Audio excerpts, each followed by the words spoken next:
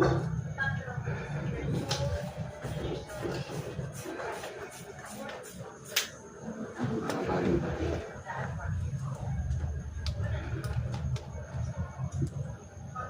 matanda yung bibili. Hirap na libre. Mga nasa 60 years old. Hindi, nasa 47, ganyan.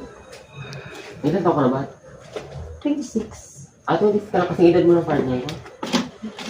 Yung asawa ko, 33. 20.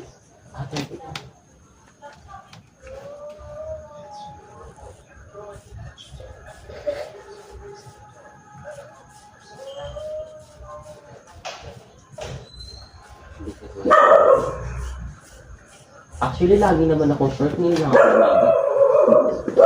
Na ate. Ngayon ka lang nagkaba ng ganyan. Pero sa totoo lang, short talaga ang buhok ko.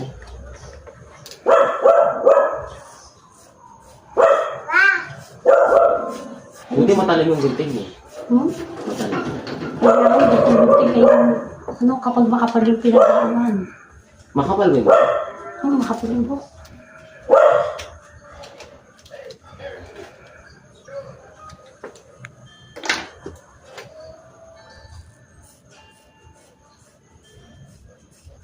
Anong klaseng gold ba yun? Parang gold siya. Ang gagawin ko na yun. Kung ano yung gold na goma.